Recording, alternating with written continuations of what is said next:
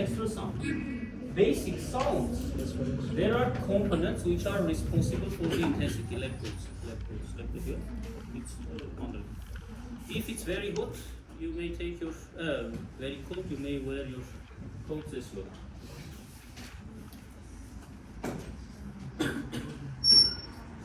So basic sounds, S1 and S2, have components which are making their intensity.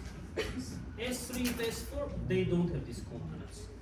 It depends only upon what it depends. It's one factor. S1, about S3 and S4 you've spoken or not? Yes. Physiological, pathological as well? About, no. In this case, leave a space for sounds, components. A bit later we'll come back. Components we have written, yes, and one thing, okay. Leave a space, let's speak about S3, S4 opening snap. Not about mid-systolic ejection clips. When we'll speak about the murmurs, during that time I'll explain. S3 may be physiological, maybe pathological. S4 also may be physiological, and also may be pathological. What is common for S3 and S4? Let's first write common issues then. So both S3 and S4 we may have left-sided and right-sided. The same is for S4. We may have right-sided and left-sided. So sequence doesn't matter. Left-sided S4. It is S4. Okay. This is also 4. Accordingly, which are rising from left ventricle and from right ventricle, from right parts. Now, so both may be right and left sided, but very often in clinical practice we are speaking about left sided. Both may be physiological and pathological. Though, especially about S4, not all authors agree with its physiological origin. Mostly it is pathological. That's why we are speaking in extra sounds, which are usually or should be only pathological, but S3, S4, maybe we can meet them in healthy people, subjects as well. Next issue here is that both are low pitch sounds, which means that we should use bell of the stethoscope. Diaphragm will absorb.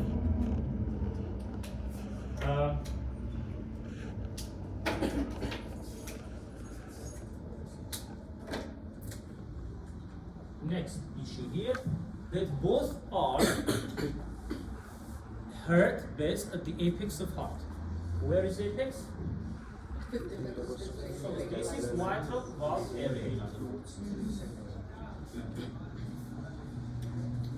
Both are best heard when patient is laid on the left side.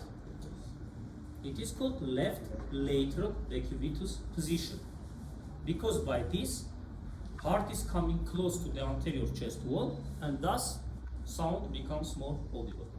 Okay, so left lateral decubitus position.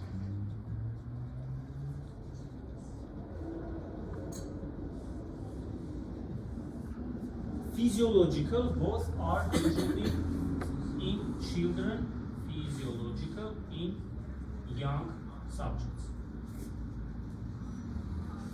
Usually. How appears S3? First of all, S3 appears in rapid ventricular filling phase, and S4 appears in atrial systole subphase. Let's speak at first about their physiological origin. Physiologically, S3 appears when blood in rapid filling phase from atria is filling into the ventricles. Accordingly, from left atrium into the left ventricle, left-sided S3, and from right atrium into the right ventricle, right-sided S3. What I told the apex and so on, mainly we mean left-sided.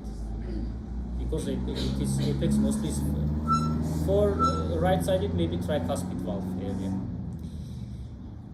Now, when blood is entering, it is where is the heart? Here. It is vibrating this lateral wall, free wall or lateral wall, for left ventricle, for right ventricle, mostly left ventricle. These vibrations are spread to the apical region, because you remember, yes, there is incompetence between they are not corresponding projections anatomical with auscultation areas, and they are heard from the apex. So it's very normal not to listen this S3 in physiological conditions. To get is possible, not to get also, even is more likely. What is the mechanism? The mechanism is that healthy myocardium, like is suspending these vibrations. These vibrations we are getting as S3. It is in physiological conditions. In pathological, it may be heard in children, in young people, especially who are slim, who are asthenic, who are not obese, in teenagers. Not to listen also is a variant of no. To get also is a variant of no. Because it's low pitch sound, it's very difficult to obtain. But as a rule, if we listen S3, here I am speaking about left-sided S3, it is in a person who is 40 years and above, 40 years old and above, it is indicating underlying serious cardiac pathology. The most common cause is chronic or congestive heart failure. It is considered as major criteria of heart failure. It's Framingham criteria. Framingham study was conducted in the US, and they were following up large population cohort of people, more than 20,000 if I'm not mistaken, for more than 20 years, to understand patients with heart failure, how are behaving, which features are developing, what is common. And Framingham major criteria is S3. Just going forward, next year we'll pass in details in cardiology.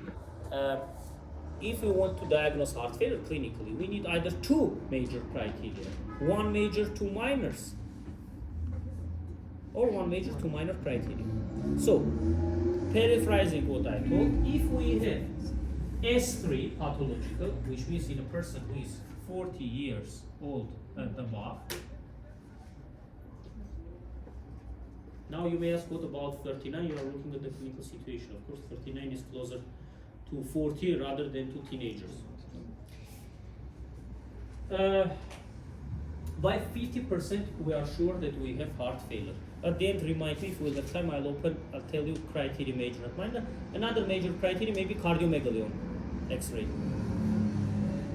So, cardiomegaly with S3 pathological, it is already, you are making a diagnosis of heart failure. What is the mechanism for this case? In this case, when we have heart failure, cardiac muscle has lost its ability to suspend these vibrations, and like vice versa is reflecting. All this has become weaker due to remodeling, scarring, and so on.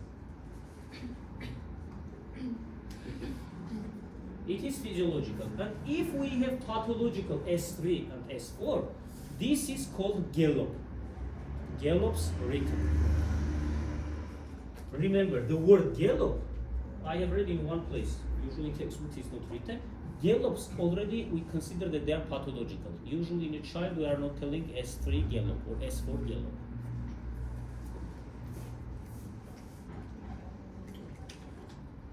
So gallops are pathological rhythms. Look, this is so-called lambda, which normally we have. Last week I told you, yes, that this situation is possible above aortic valve area and pulmonic valve area. S2 is louder than S1. S1 is louder than S2, above apex, and tricuspid is loud. Now, what does it mean, gallop, literally? What does it mean? What is gallop? Gallop, what is it? Literally, it means horse riding sound. Instead of this, we are listening at the apex, which is resembling horse riding. So third component appears, which usually is absent. Because if we have S3, it doesn't mean that S1 and S2 are absent. S1 and S2 are main sounds. They are always present. Maybe muffled, but at least present. So if S3 appears there, it is S3 gallop. 3 component auscultatory rhythm. And to be honest, not S3 but S3 gallop is considered Framingham major criterion of heart failure. Though it may be also in mitral regurgitation. Again, we have remodeling, we have dilated left ventricle, which is unable, this wall, to suspend these vibrations. If you will open Chamberlain, you will see. Also, in Chamberlain, if you have opened that part, is written that S3, S1, S2, S3, this combination, S1 plus S2 plus S3, I will show you. This is called protodiastolic or ventricular gallop. Look, S1, S2, S3, S1, S2, S3, S1, S2, S3. Of course, S3 should be between S2 and S1 because it's a diastolic sound. Rapid ventricular filling phase is diastolic. Independently, it's physiological or pathological. It appears rapid ventricular filling phase. Phase from this is not changed, is unchanged.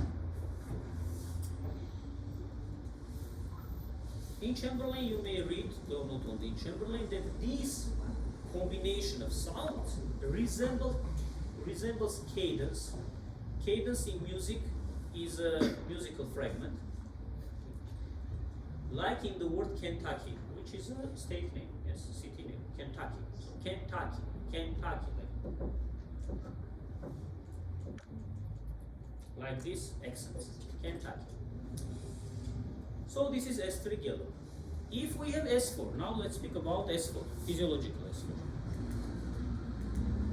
Physiological S4 appears here in atrial systole and pathological also. Physiological mechanism. When atria are sending the last portion of the blood into the ventricles, ventricles are already at least 70-80% are filled with the blood, yes? So maximally are filled. Pre-maximally, let's say, because maximal would be after atrial systole. So when the last portion is coming, physiological, I'm telling you, and is hitting upper portions of the blood, previous one was blood to wall contact. So blood was filled and was vibrating lateral wall of left ventricles. Here, blood to blood contact. Blood which is coming from atria is hitting blood which is already in the ventricles. This contact is leading to vibrations. These vibrations are spread to the apical region and we get as S4. It is physiological, which, as I told you, not all authors accept that physiological this mechanism exists. But honestly, at physiological conditions, it is much more rare than for S3. S3, normally we can get more than S4. What happens in pathological conditions? In pathological conditions, appearance of S4 is called presystolic or atrial gallop or S4 gallop. Again, you heard about the apex by the bell and so on and so on. The mechanism is the following. When atria are mechanism, when I'm telling mechanism, I'm telling one of the most possible explanations, because you may find another textbook where are other mechanisms, which is not, doesn't mean that this is right and that one is wrong or vice versa. When atria are contracting against stiff ventricles, look, particularly if left atrium contracts against stiff left ventricle and right atrium contracts versus stiff right ventricle. What does mean stiff? Rigid.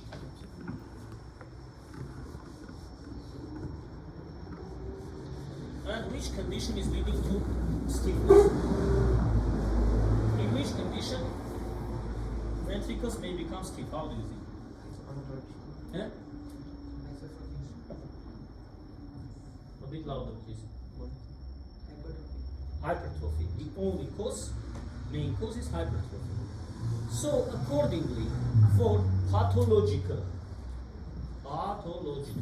left-sided S4, we'll get when we have left ventricular hypertrophy. And left ventricular hypertrophy mainly we have in a few main pathologies. This is arterial hypertension, the most common cause. This is aortic stenosis. Among all acquired valvular heart defects, because of congenital and acquired, mainly we'll speak about acquired valvular heart defects. We have mitral regurgitation, remember these abbreviations. We have mitral stenosis, aortic stenosis, aortic regurgitation, tricuspid regurgitation. Tricuspid stenosis usually is congenital rather than acquired. So among these 5 acquired valvular heart defects, the most expressed hypertrophy is due to aortic stenosis, because aortic valve area is becoming narrow and left ventricle contracts more and stronger, which during the time is leading to its hypertrophy. To push the blood, to eject the blood from left ventricle into aorta in an ejection phase. And far fourth is called hypertrophic cardiomyopathy. It's a disease of unknown origin when ventricular walls, mainly left or maybe also right, is starting to undergo hypertrophy, which is much more severe than, for example, in left ventricle, aortic stenosis or arterial hypertension. Just for you to understand, like we have 1 and 1 centimeter of left ventricular posterior wall on echocardiography, it is normal. 1 and 2 already is hypertrophy. During practical classes, you will see echocardiography, this is measured. ECG also may give signs, but most accurate nowadays is echocardiography at least. If in case of aortic stenosis, arterial hypertension, we may have 1 and 3, 1 and 4, 1 and 5, 1 and 6. In hypertrophic cardiomyopathies, we may have 1 and 8, 2, 2.5, and so on. Very thick walls, which is leading to more stiffness. And left atrium contracts against rigid left ventricle. This is associated with pathological S4 formation. Already this blood-to-blood contact, I would say, is becoming more audible in these conditions. This is the explanation. Up-to-date version, I'm telling you, for pathological S4. For physiological, you may find other explanations as well, but these are many. Accordingly, for right-sided S4, pathological, we should have right ventricular hypertrophy. So this will be pulmonary hypertension and any disease which is leading to pulmonary hypertension. For example, COPD, chronic obstructive pulmonary disease, which is the most common cause. COPD, cor pulmonale. Cor pulmonale means literally pulmonary heart. This is hypertrophy and or dilation of right ventricle, very often with right atrial enlargement, due to pulmonary hypertension, which in its turn is due to some pathological processes in pulmonary circulation. The most common cause of chronic cor pulmonale is COPD. So it's like a variant of right ventricular heart failure. And next, mitral stenosis, because mitral stenosis is leading to pulmonary hypertension. Pulmonary hypertension is leading to right ventricular hypertrophy. But in this case, it will never be called cor pulmonale. For the third year, it's difficult because you're not past pathologies yet, so I have to jump back and throw it back, like for you to be clear. But in this case, it will never be called cor pulmonale. Yes, we have pulmonary hypertension, but it is due to left-sided heart disease, mitral stenosis. It is not called cor pulmonale. But independently it is cor pulmonale or not, if we have pulmonary hypertension, it may lead to right-sided pathological S4. Okay, this is what concerns to right and left-sided S4. S3 we have discussed, and so we should have gallop written. This gallop is called presystolic gallop, and combination is like this.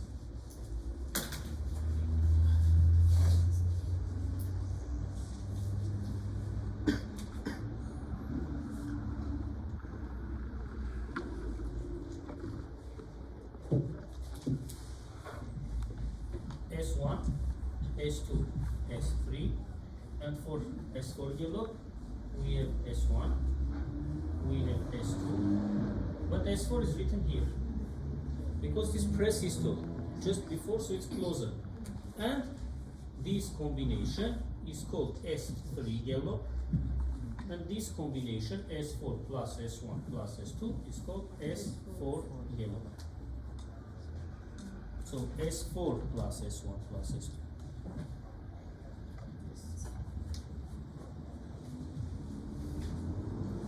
There are a lot of details, but I don't think that nowadays for you it should be very interesting. Anyway, I'll tell you. There are some situations when we have both S3 and S4. So we have 4 components, right? S1, S2, S3, S4. If I try on this same, this is just next S1 for example, S4 should be somewhere here. Yes, S1, S2, S3 is here, and S4 again is in diastole, this is diastole. This is systole. So, if we have tachycardia, systole more or less remains the same, physiologically it's like this. Diastole shortens. If diastole shortens, S3 and S4 may be fused. It is called summation gallop. Again, we have 3 components, but so tachycardia, presence of S3 and S4, it's rare. It's summation gallop. It's also possible. S4, S1, S2, this cadence resembles the word order like in the word Tennessee. That state of the US. Tennessee, S4, S1, S2, S4, S1, S2, not S1, S2, S3. Auscultatory, they are different. But we have 3 components. And the last one was opening snap, OS. Why are you surprised? Here is OS. If you were attentive, it's not here anywhere. But I'll tell you that it appears here. The rapid ventricular filling phase. What is opening snap? Opening snap is the sound of opening of mitral valve. But last week I told you that all 4 valves normally open without producing any sound. That's why opening snap is pathological, only pathological. And it is very typical for mitral valve stenosis where opening is impaired.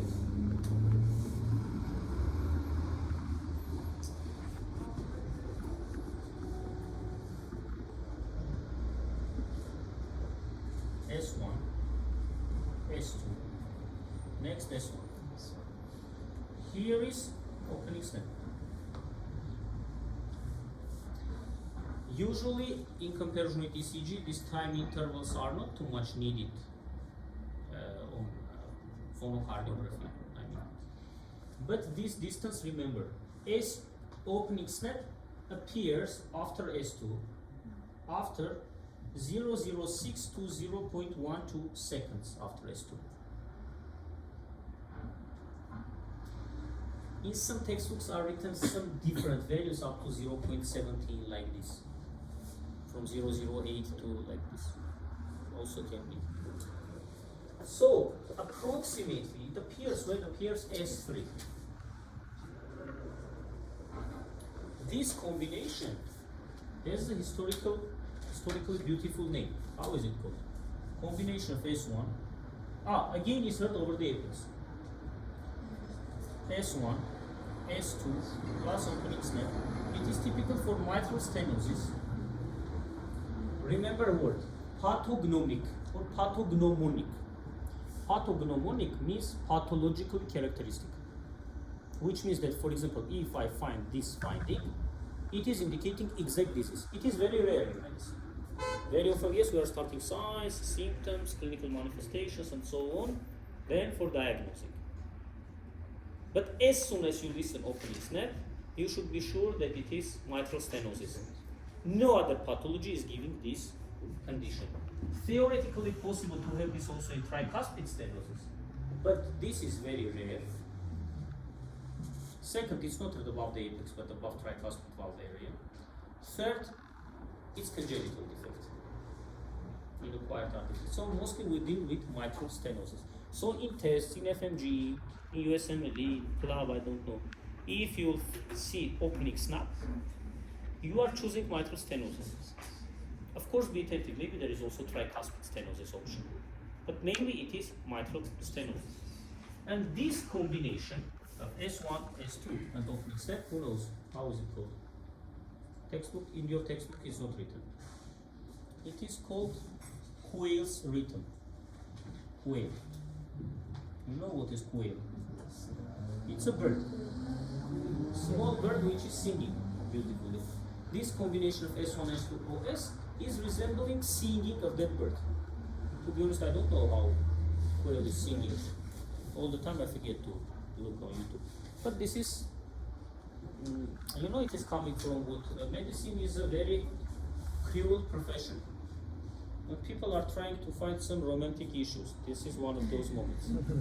So quail's rhythm is when we have opening snap. Now, very often, if we are doing auscultatory, do not tell if we will perform echocardiography. If we perform echocardiography, we will see this mitral stenosis, even without quail's rhythm. But let's imagine that you are speaking auscultatory. Look, this is S3 yellow. This is quail's rhythm. And very often we have to differentiate S3 yellow versus quail's rhythm. What is common? Both are three component rhythms. Both are heard over the apex. You may ask logically, why not S4 yellow, which is again three components rhythm, but S4 yellow, where is it? This is close to S1, so it's less likely that you'll get confused. Meanwhile, S1, S2, S3, approximately the distance upper is approximately the same of S3 and OS.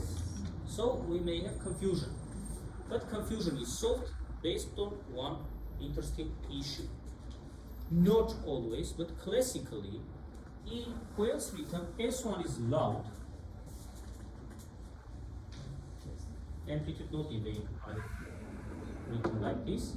Meanwhile, S1 is soft in case of heart failure. In S3 yellow.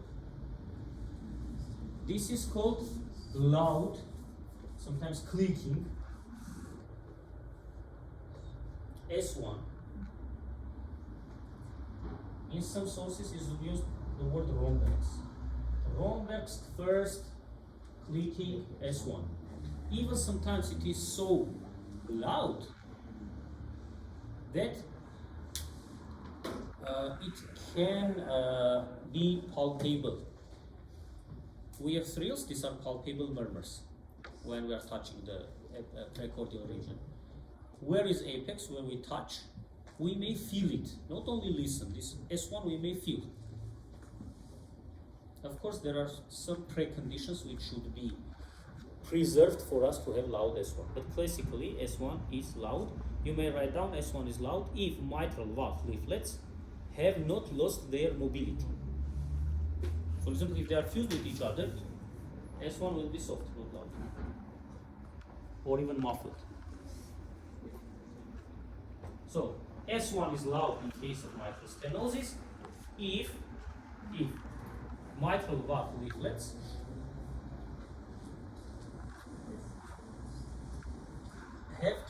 have not lost their mobility.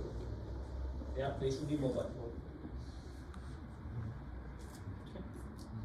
So mobile, not only the phone maybe, but mitral valve leaflets. Normally should be mobile. Leaflet should be mobile. Here is pathology, that's why we have a suspicion. Are they mobile or already not so much mobile or not at all? Was it clear? Here, you may write down, because I don't know today we'll speak about this or not, mid-systolic click is typical for mitral valve prolapse, and ejection clicks are typical for aortic stenosis or pulmonic stenosis. If you remember, we have ejection phase. It is like opening for semilunar valves. In this case, it is becoming audible. But we'll speak about this when speaking about murmurs, just for you not to be too much difficult. Now, basic sounds may undergo three types of changes. May become increased, may become decreased, may become splitted. For you not to slip, let's start from splitting. It's interesting. Then we'll understand. So splitting means to listen components separately. We have S1 splitting and S2 splitting. Both may be physiological and pathological. But in clinical practice, the highest importance has S2 splitting. S2 splitting, write down, we listen above pulmonic valve area. Best is heard there. You are finished with this.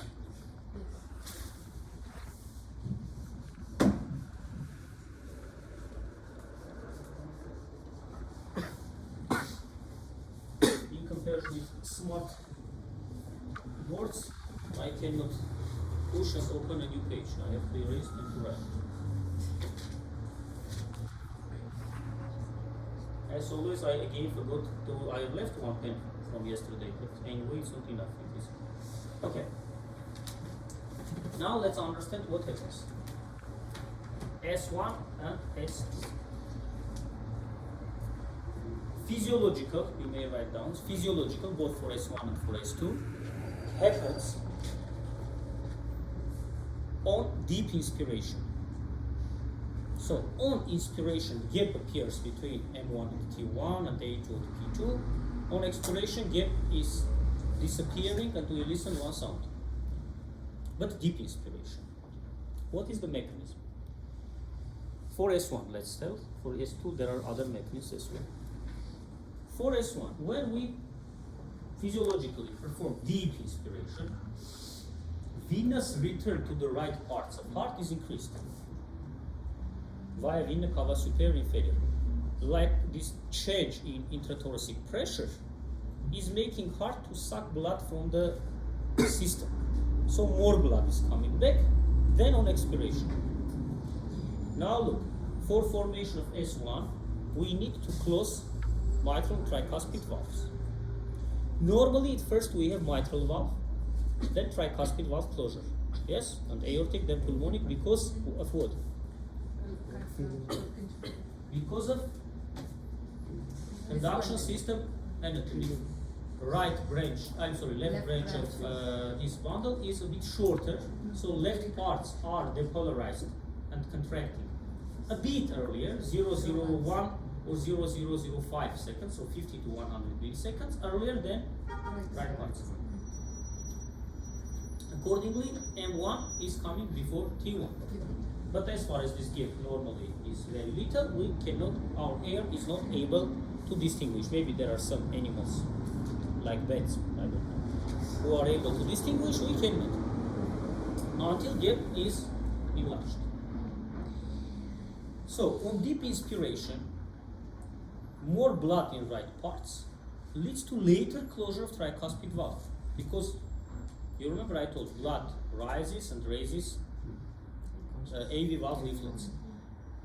Here is, for example, instead of 50 milliliters, 100 milliliters of blood.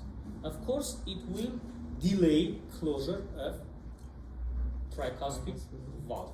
So, on inspiration, we have M1, T1 on expiration. On inspiration, T1 is late T1. So already we can clearly distinguish. Time gap is more than 0.01 seconds, and we may distinguish. It is above the apex we listen. M1, T1. Okay. Pathological may be if both during inspiration and expiration. So gap exists in both cases. For example, the best example is right bundle branch block. So right parts receive impulsation much more later because right block is not allowing impulse to pass. At first we have depolarization of left ventricle. Then by cardiomyocytes, it will be spread to right ventricle. So right ventricle will contract, we need contraction, then closure. So independent of inspiration and expiration, gap will be, but on inspiration, gap will be even larger. On expiration it is present, on inspiration it is becoming low. But it is pathological splitting of S1. Okay, this is for you just to understand the principle. It's not too much important in clinical practice. S2 is another talk. Now about S2 splitting. This is exactly taken from your Chamberlain's textbook. Look what is written: normal physiological splitting. Here is written white physiological splitting, but it is already not physiological. Reverse splitting, fixed splitting. So it is normal. In front of this, you may write causes actually. Right bundle branch block. Right bundle branch block.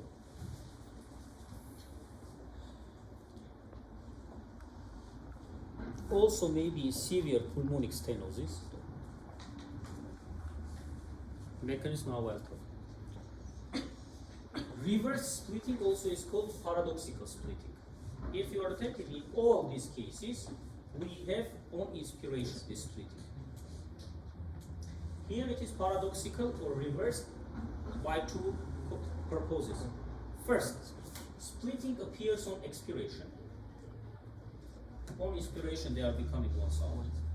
And second, at first we have not A2 then P2, but P2 then A2. It may be in left bundle branch block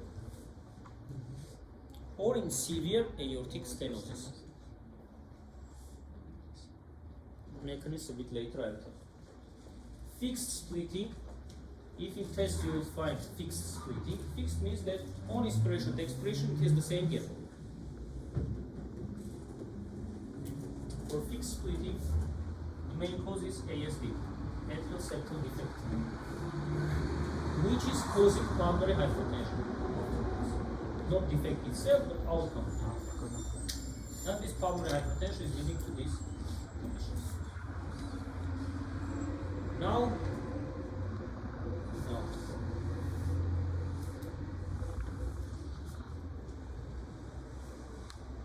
we'll do like this. Now listen.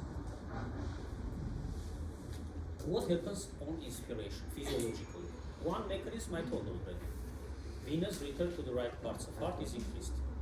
So on inspiration, again, pulmonic valve closure will appear later than,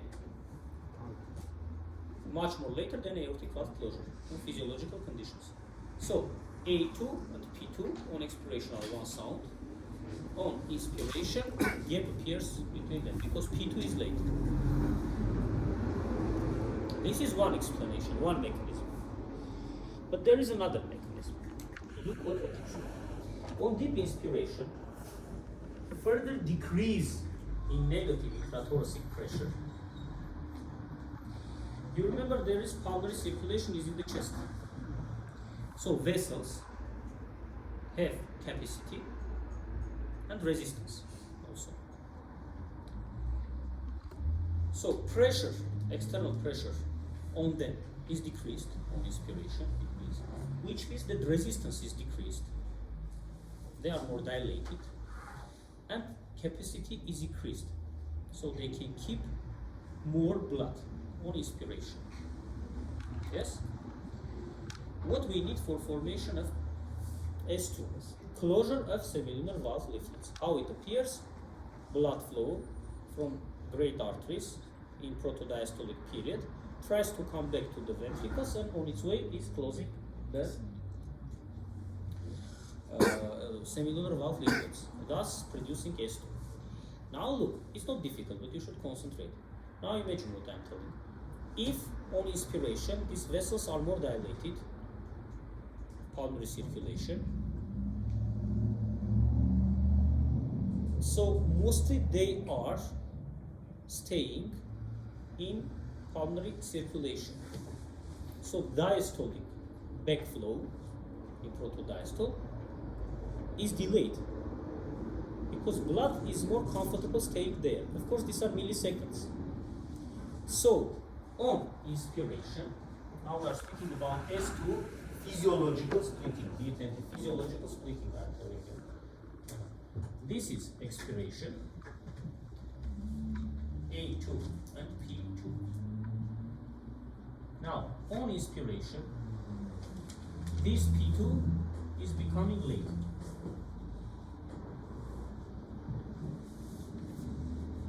Gap appears between them. So we are splitting. But it is not the whole thing. Inspiration on A2 has opposite action. A2 will appear earlier than it should appear. Like schematically, you may imagine that it is coming here, this side. This is A2 on inspiration. This is P2 on inspiration.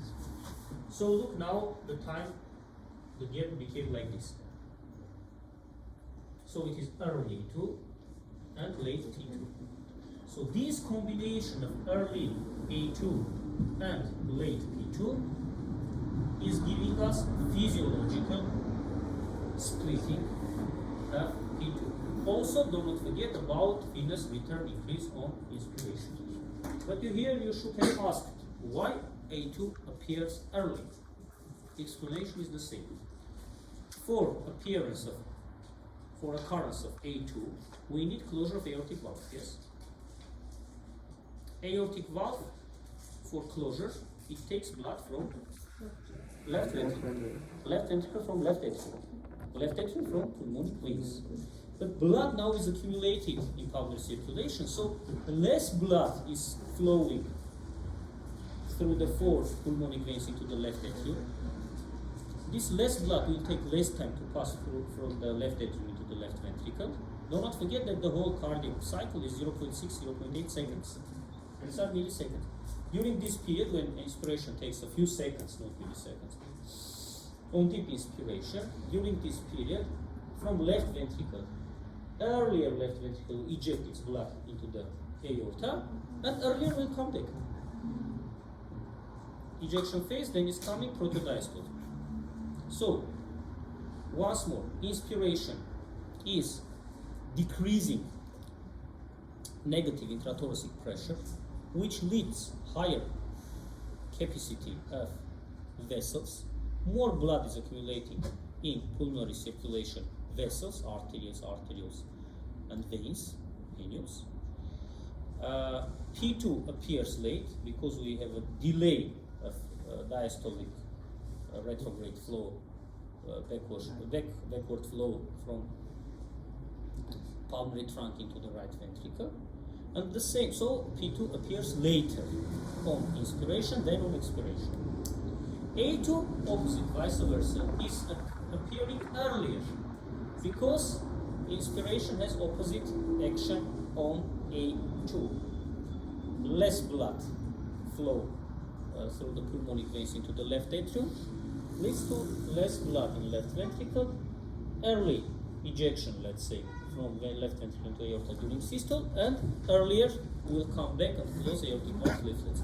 So this combination of early A2 and late P2 gives us this gap and audible splitting have S2. Okay, was it clear? Because if you don't understand this, further talk is useless. The same mechanism appears there. Now look what happens. Why physiological splitting? The same mechanism is present, but if we have right bundle branch block, happens as I told for S1. Right parts also will get even later. So gap is present even at expiration, but becomes larger due to the above mentioned mechanism on inspiration. I think this is clear. And I told you, or severe pulmonic stenosis. Pulmonic stenosis means that pulmonic valve leaflets are becoming narrower. So it will take more time for right ventricle to inject blood into the pulmonary trunk during ejection phase. So later it will be both during inspiration and during expiration, and late P2 always will be present. Also, the above mentioned mechanism is plus there. On inspiration, the gap is becoming larger. Are there any questions? Let's leave alone for a while this reversal or paradoxical splitting and speak about fixed splitting. Fixed splitting appears classically in atrial septal defect.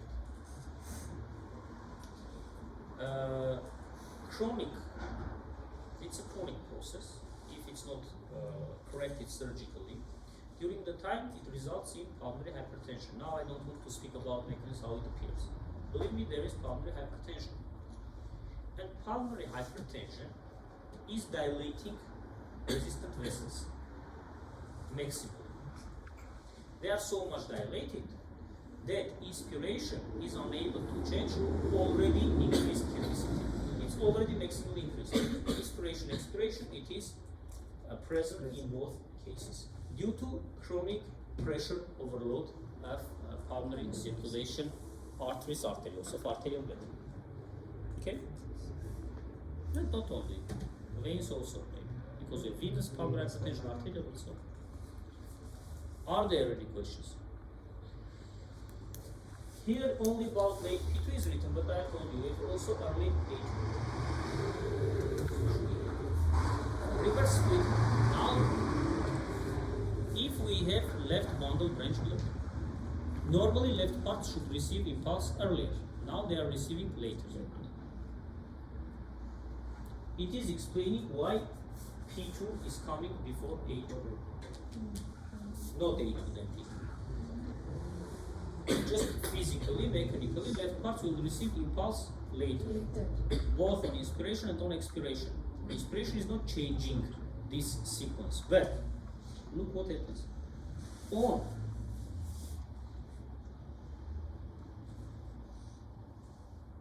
so A2 is late. On deep inspiration, P2 is delayed, yes?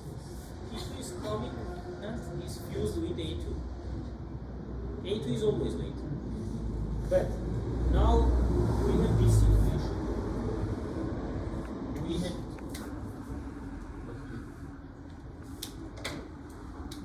had P2, then A2, which is accepted as one sound. Okay, like this was. Then A2. Now this is becoming late. And already on inspiration they are becoming one sound, which is opposite of other types of splitting. That's why it's called paradoxical, or how is it called, reversed splitting. And also maybe the same in severe aortic stenosis. In severe aortic stenosis, A2 will be always late because left ventricle takes more time to eject blood. Not in all cases of aortic stenosis, severe. In critical aortic stenosis, it is sending blood later into the aorta, so from aorta backward flow will be late, and appearance of A2 is late. On, so we have P2 then A2. It is always On inspiration, the above mentioned mechanism is plused there, and we have fusion and having one sound. Mainly this is splitting. Are there any questions about splitting? Now factors which have an influence on the intensity of S1 and S2. For each one understand why in one case S1 is loud, in another case is soft. So factors which have influence on the intensity of S1 and S2. First S1. Factors which are determining intensity of S1. Okay, let's start from simple. S1 depends first upon the hermetic closure of AV valves during systole. If they are coming and very hermetically are closed, amplitude is higher. If there is a space between them, they are less conducting, accordingly sound is becoming soft. So, first is hermetic closure of AV valves during isometric contraction phase. Second, initial position of leaflets before the closure. For example, they are coming from this part or from here. If they are coming far from each other, accordingly amplitude of vibrations will be higher. For example, imagine they are coming from here. Less. More. Third, may depend upon density of vibrating structures. For example, if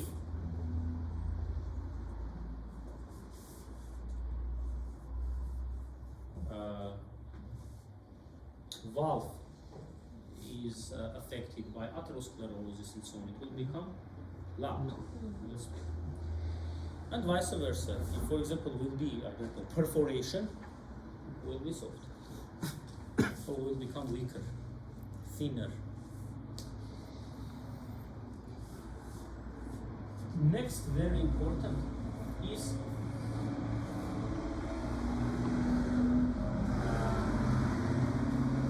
blood volume in ventricles during closure. And you may write under the same point, ventricular contraction velocity, but not force. Do not get confused. So force here doesn't matter. For example, if it is contracted more forcibly, doesn't mean that S1 should be louder. So ventricular contraction speed, but not force. But if we'll have higher velocity of contraction, sound will be louder, and vice versa.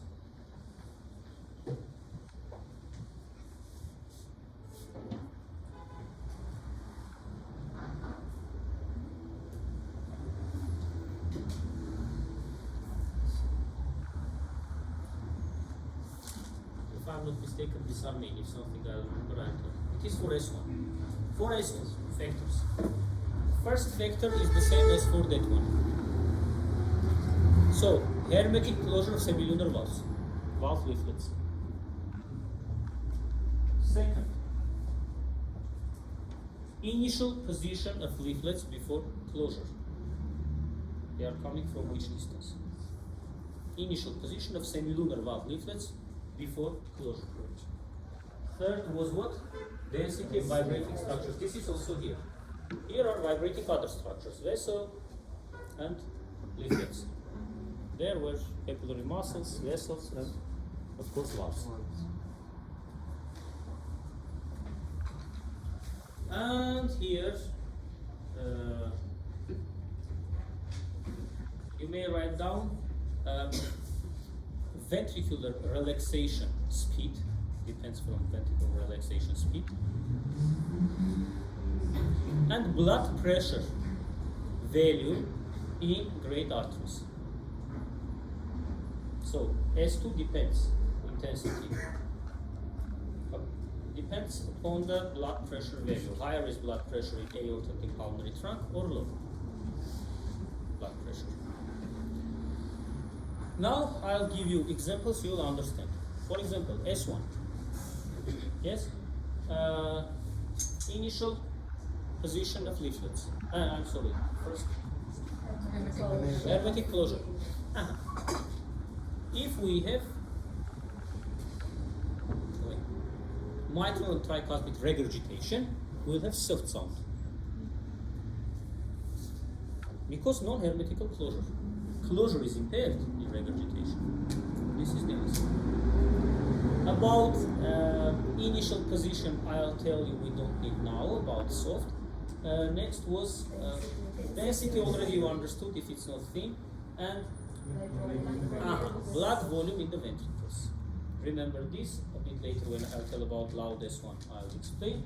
And velocity of contraction. Now look, now you understand why heart failure S1 was soft. Because heart is contracting more slowly. Heart muscle, I mean, not heart rate.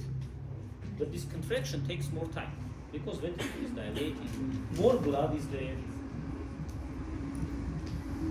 Imagine, ventricle contracts, is contracting and contains 10 milliliters of blood in one case, in the second case 100 milliliters of blood. Which one will be faster? Where is 10? Because for 10 milliliters it will take less time than for 100 milliliters. That's why, not force. Velocity of contraction. Okay? There, write subchapter S1 loud, when S1 is loud. In mitral stenosis, I'll explain the space. Let's speak a bit about S2. S2, look, first hermetic closure. Accordingly, in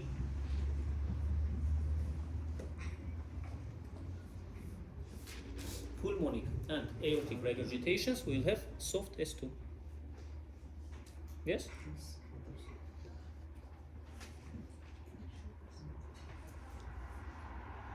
Which also is density, initial position. Blood pressure.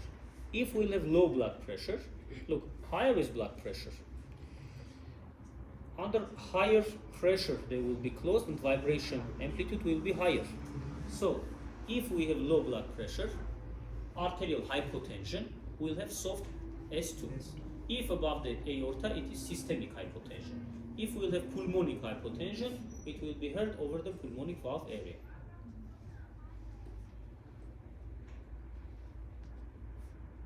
Vice versa, S2, when is loud? When is loud, there is a term. How is it called, loud S2? Loud S2, how is it called? It's not there. Accent or accentuation. Last week I told you. This means you should study not from week to week, but always.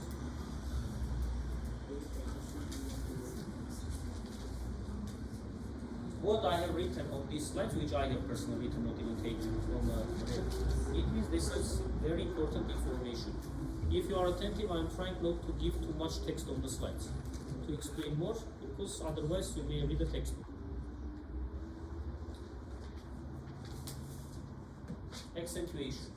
And if we have arterial hypertension, but that period blood pressure should be high, we should have accent of S2 over the aortic valve area. Or we are telling accent or accentuation of A2. Because aortic component here plays a role. If we have accent over the pulmonic valve area, it is indicating pulmonary hypertension.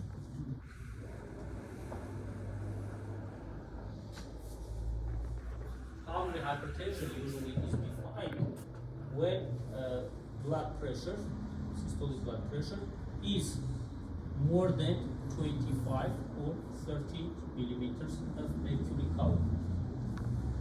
25 at rest, up to 25 is allowed, and up to 30 on exertion.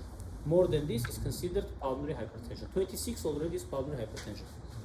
It is measured invasively, non-invasively, by echocardiography. We don't have so much time, but we'll speak about this in maybe next week.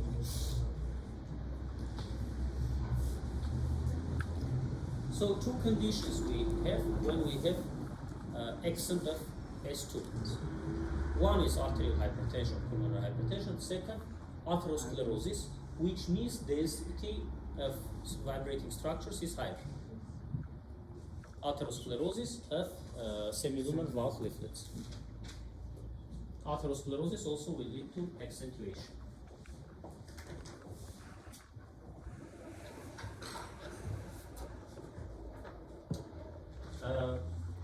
Question from physiology: how long it takes look for blood circulation? One circle takes how much time? Huh? It's up to 23 seconds. 1/5 of this is for pulmonary circulation, and for systemic circulation, yes, it is 4/5 of this part. So look, at heart failure, one of the Framingham other major criteria, experimentally proven, that circulation time is becoming more than 25 seconds. That's why S1 is soft in heart failure, for you to understand.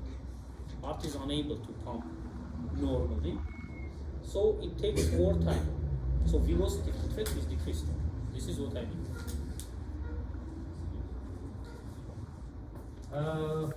One aspect we have here that I don't want to tell you or not to tell you. If PR interval is short and if PR interval is prolonged on ECG. ECG we have not passed. But anyway, a few words I'll tell you, then we'll speak about S1 loudness in mitral stenosis.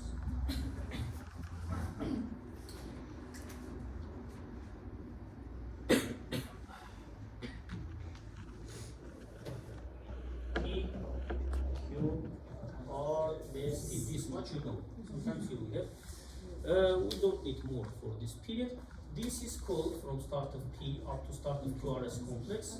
Initially was called PQ, now we are telling PR interval from the start, because from here up to here it is PR segment. So PR interval, remember normal values, on ECG everything is important, 0.12, 0.20 seconds.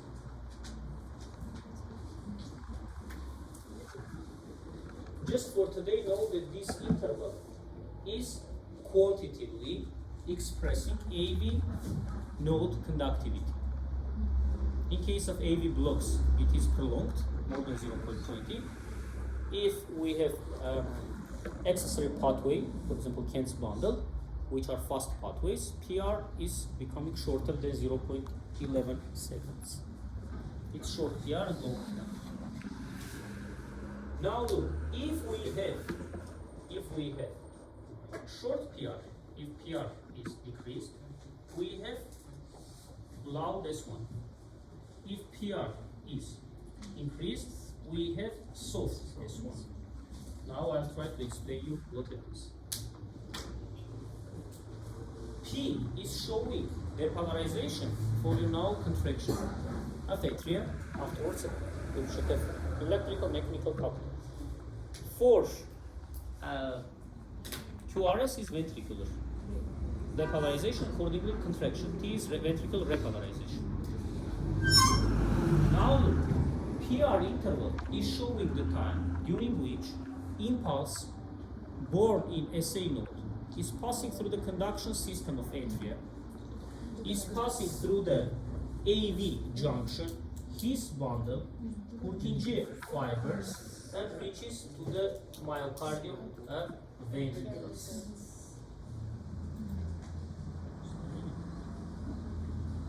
For you to be clear. This also will pass.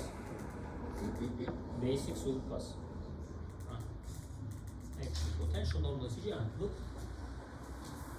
So impulse normally should be given only by first class pacemaker SA. So it is coming, here are internal pathways, one is moving to the left atrium, and so on.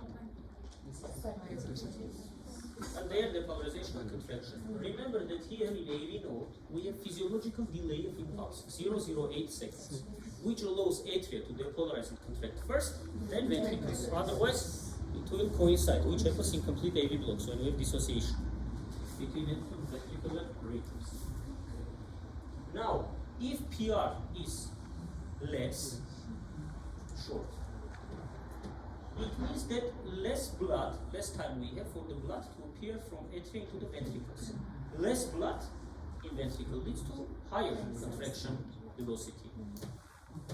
And opposite, if we have PR is prolonged, it means that more blood is flowing from atria into the ventricles than in north. Accordingly, it will decrease velocity, and S1 will become soft. Okay. And very important issue, classical question: why S1 is loud in mitral stenosis? Mitral stenosis means narrowing of mitral valve area. Nowadays, at least, we have two explanations. They are not ruling out each other. Vice versa, they are completing each other. Both explanations are correct. First explanation, this is how I was taught when I was a student. Second explanation, our textbook was. First explanation states that in both conditions, both explanations are working only if mobility of mitral valve leaflets is preserved. Just for you to be clear, let me tell you a few numbers. Normally, surface of mitral valve or mitral valve area is equal to 4 to 6 centimeters in square. If it is becoming less than 4, it is stenosis. But stenosis appears usually when it is less than 2, 2.5, 1.5. Very often we may have less than 1 centimeter. It is critical stenosis. We have 3 or 4 grades depending how we classify them. When it happens,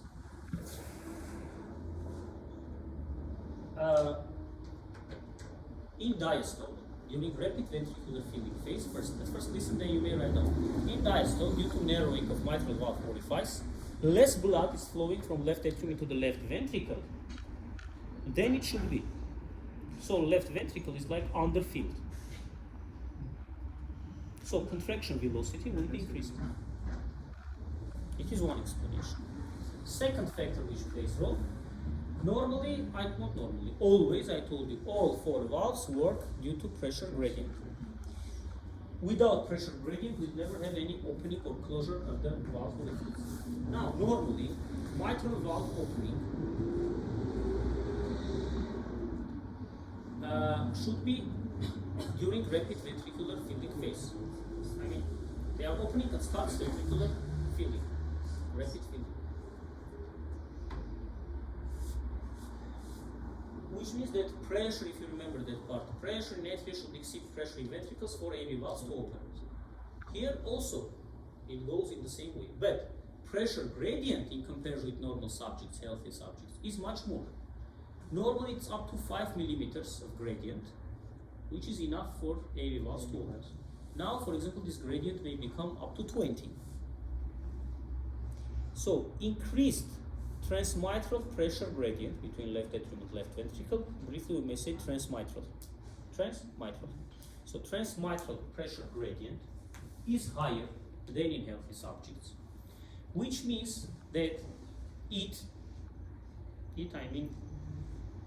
gradient keeps mitral valve leaflets far from each other and for a long time in diastole, then in north. For example, it should be like this, it's becoming like this. If you remember, there was initial position of leaflets before closure. And in systole, they are coming and hitting each other from a longer distance, and thus S1 amplitude is becoming higher. Okay, now once more, and you can make notes. First explanation, both are working if mitral valve leaflets are mobile, have not lost mobility. Because if not, this all will not be followed. First explanation says that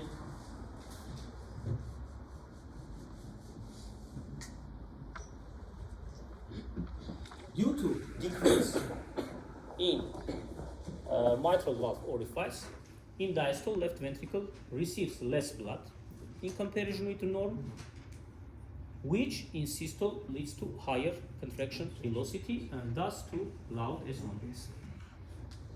Second, mechanism explains that as far as in comparison with healthy subjects, transmitral pressure gradient, delta P, in mitral stenosis is much more higher than it should be. In diastole, it keeps way far from each other. Mitral valve leaflets, imagine that they have lost mobility, they will be fused. Which in systole means that they will come and meet each other from a longer distance, and thus amplitude of vibrations will be higher. Accordingly, S1 will be loud. What we listen is our vibrations. Vibrations are accepted by us as S1, S2, S3, S4. But I forgot one thing, and this loud S1 is called Robert's leaking S1. Even if I look at this attendance, maybe you'll give who is absent. First I told yes that I should put it anyway. It's important to explain. Here you may read conditions, how it should be done, auscultation and so on. You may read heart sound, pitch lower, higher, shorter, at cardiac apex, basically the heart, timing and so on. And abnormalities, decrease this one, loud this one, split, reverse split. And a lot of conditions. You may read next time, we may discuss. I forgot to tell you why opening snap appears. I told that it's pathological. In textbooks, I don't remember, I have told you or not, in medicine, especially in internal medicine, a lot of things are written like it seems to be related, or it is believed, or it is considered, suggested. Why? Not because authors were stupid, could not read this, because tomorrow may be another explanation. One of the proposed suggested mechanisms for opening sound appearance is that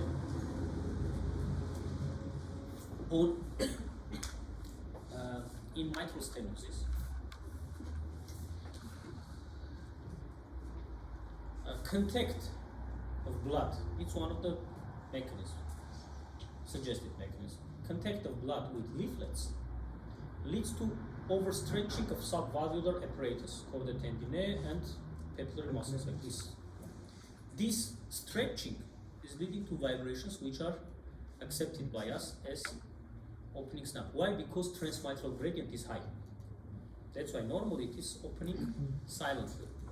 Here this contact leads to appearance of opening sound. Okay. Any questions? No. Very good. Murmurs. It's a bit old version in new. I'm trying to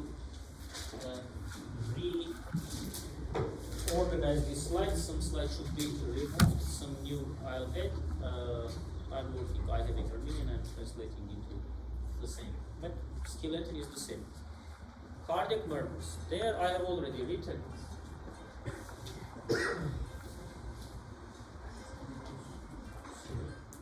Hello? Hello? What is this? This one is wow.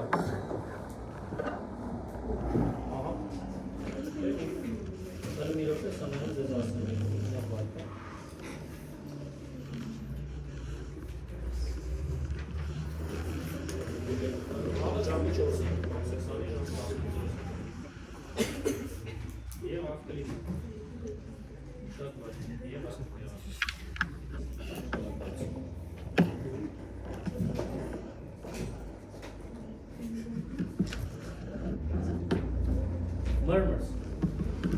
Murmurs, I told you, are a bit longer sounds. Of course, all murmurs will not speak today, but at least main ideas I'll tell within 5 minutes. So, for having a murmur, you remember that they are longer than sounds, but they are also sounds, but are called murmurs, literally noises. For appearance of murmurs, cardiac murmurs, we have only one mechanism. It is turbulent blood flow. The cause of all murmurs, all possible known cardiac murmurs, is a turbulent blood flow.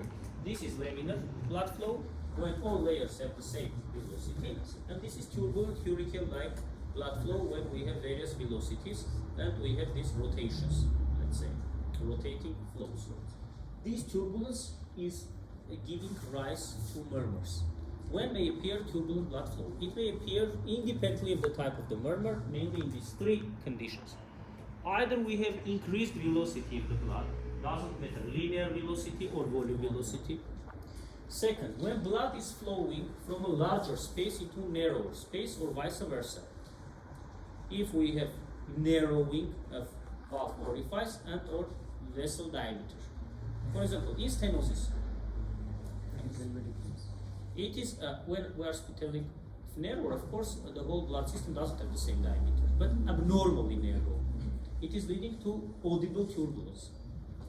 In aortic stenosis or mitral stenosis.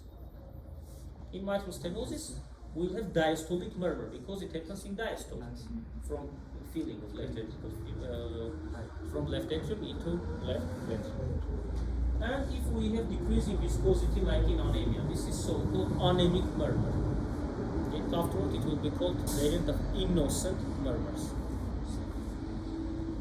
Classification of cardiac murmurs we may do by cardiac cycle, according to which murmurs may appear in systole between S1 and S2, in diastole between S1 and S1, and continues from S1 and S2 and from S2 and S1. Sometimes we have a term systole-diastolic murmurs, which means that sometimes it may be during systole, sometimes during diastole. Not always these are synonyms of continuous and systole-diastolic murmurs. Intensity, Levin-Freeman's classification. According to Levin-Freeman's classification, all systolic murmurs, all, are graded into 6 grades, from 1 to 6, and are increased from 1 to 6 directions, and all diastolics have 4 grades. Why?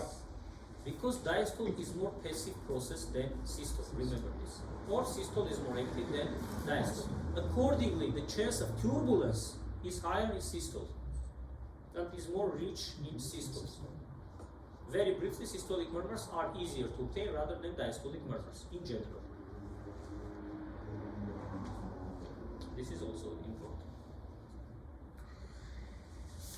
It is intensity. Phases have subphases. We may tell that it is mid-systolic murmur, mid-systolic ejection murmur, for example, late systolic murmur, early diastolic murmur, taking the whole systole or diastole. They are called holo or pen diastolic murmurs or systolic. Holo and pen, one prefix is from Latin, one is from Greek. Both means whole. Pen is Greek, if I'm not, yes, and holo is Latin prefix. Look, grading. First, very faint, hardly heard. Listeners should be tuned in to listen, which means you need to have experience. In a lot of textbooks, it's written that as a rule, medical students don't listen. Because for this you need to have experience, and it's not heard in all positions. Second, already is quiet but heard as soon as you place stethoscope over the chest. Third is moderately loud. Fourth is loud, but between third and fourth there is a evolutionary jump. Here appears thrill. Thrill means palpable murmur. That from fourth palpable thrill is present. Look, grade 5 is very loud with thrill. Grade 6 with thrill. Which means that if you not only may listen, but also this may be palpable, this vibration. For example, in aortic stenosis we have mid-systolic murmur. Above the aortic valve area, if we palpate the thrill, the shivering, it will understand that it is at least 40. And it is written like this. For example, systolic murmur, 3 out of 6. Or like this, 3 out of 6. Fourth is loud, fifth is very loud, and thrill is present, but even when you half take the stethoscope, you still may listen when you are bringing close. Sixth, very simply to tell that we may listen without stethoscope. When you are standing near the patient, you may listen. For this, we don't need the stethoscope. Why? It is typical for congenital defects. For example, patent ductus arteriosus, open arterial duct. In this case, we have this systole-diastolic continuous mechanical murmur. I'll tell you here. It is by the shape. Look, systole-diastolic murmur. It is present both in systole and diastole. Typical mitral murmurs are shown here. Also, we have classification of all cardiac region murmurs. We may diagnose like intracardiac and out of heart chambers, extracardiac. One of the examples I just told. Open PDA, open arterial duct. Here it is. Between aorta and pulmonary trunk, and it should connect intrauterine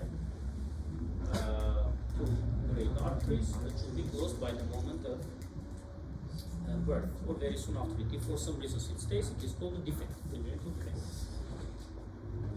On pericardial friction wrapping, right pericarditis, pericarditis simplex.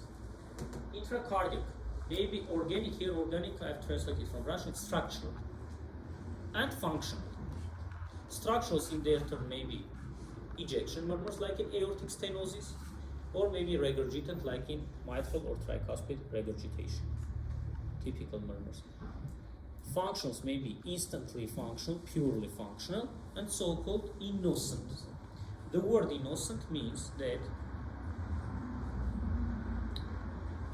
serious underlying cardiac pathology is absent, but only cardiac. For example, anemia may be even sometimes so serious that patient even may die of it. It doesn't mean it's an innocent disease, but it's not cardiovascular system disease, it's a hematological condition. So, about each of them, we'll speak. When describing a murmur, one should pay attention to the following characteristics: timing, duration, site of auscultation, and so on. One example I'll tell you. For example, in aortic stenosis, classically we have this murmur. Here it is. It is called phonocardiography. I told you, yes, there is a method. Now let's answer to these questions. It is systolic murmur. It is time, duration. Particularly it takes middle part of systole. So it's mid-systolic ejection murmur. Site of auscultation. It is best heard over the aortic valve area, second intercostal space on the right. For all classical murmurs, I'll tell you. This is just an example. May it be spread, may it radiate. Yes, it may radiate. To where? To carotid artery regions, but only murmur sounds are remaining. This turbulence is going from left ventricle into aorta to the carotid arteries. The turbulence also may be heard. For this, we ask the patient to tilt the head left and right and hold the breath for a while. By tilting head, carotid artery is becoming more superficial, thus more obtainable for auscultation. And to hold the breath because there is trachea, and tracheal sounds will interrupt your listening of murmur. Shape 4. It is crescendo, decrescendo, increasing, decreasing murmur. Shape is a rhomboid shape, or in English literature very often it is called diamond shaped murmur.